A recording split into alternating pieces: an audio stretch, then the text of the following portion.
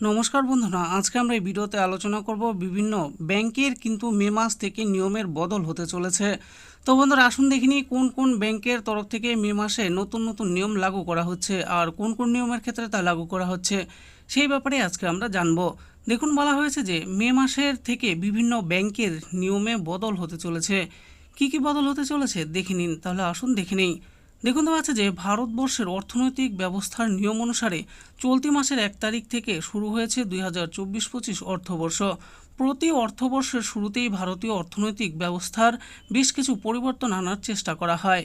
চলতি বছর 31শে মার্চের পর থেকেও পরিবর্তিত হয়েছে বেশ কিছু নিয়মকানুন। নতুন অর্থবর্ষ শুরু হওয়ার পর একটি মাস প্রায় অতিক্রান্ত, আর কয়েকদিন পর থেকেই শুরু হবে বছরের পঞ্চম মাস অর্থাৎ মে মাস। মে মাসের শুরু থেকেও আমাদের দেশে বেশ কিছু নিয়ম পরিবর্তন হতে চলেছে। ইয়েস ব্যাংক ও আইসিআইসি ব্যাংকের নিয়মে আসছে কয়েকটি বদল।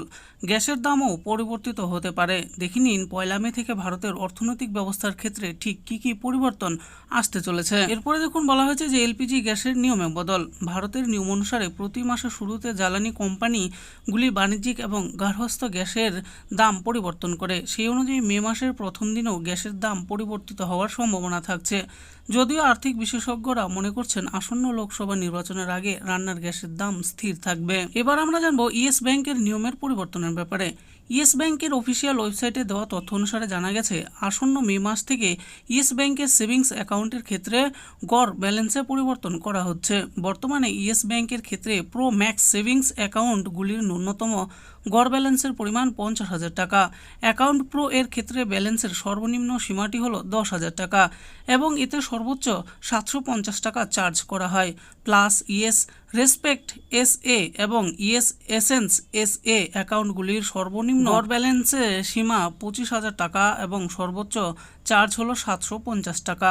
এরপরে দেওয়া আছে দেখুন আইসিআইসিআই ব্যাংকের নিয়ম পরিবর্তন। আইসিআইসিআই ব্যাংকের দেওয়া তথ্য অনুসারে জানা গেছে, এই ব্যাংক তাদের কার্ড সংক্রান্ত নিয়মে বদল আনতে চলেছে মে মাস থেকে। মে মাস থেকে চালু হওয়ার নতুন নিয়ম অনুসারে গ্রামীণ এলাকায় ডেবিট কার্ডের জন্য গ্রাহকদের বার্ষিক 99 টাকা এবং শহর অঞ্চলের গ্রাহকদের জন্য বার্ষিক 200 টাকা খরচ করতে হবে। তবে আইসিআইসিআই ব্যাংকের তরফ থেকে সিদ্ধান্ত গ্রহণ করা হয়েছে, 25 পৃষ্ঠা যুক্ত চেক বইয়ের জন্য তারা গ্রাহকদের কাছ থেকে কোনো চার্জ করবে না। 25 পাতার পরে যে কোনো পৃষ্ঠার চেক বইয়ের জন্য পৃষ্ঠাপ্রতি 4 টাকা করে চার্জ দিতে হবে গ্রাহকদের। এবার আমরা জানবো এইচডিএফসি ব্যাংকের নিয়মের ব্যাপারে। এইচডিএফসি ব্যাংক ভারতের প্রবীণ নাগরিকদের সুবিধার জন্য বিশেষ একটি ফিক্সড ডিপোজিট অ্যাকাউন্ট চালু করেছে।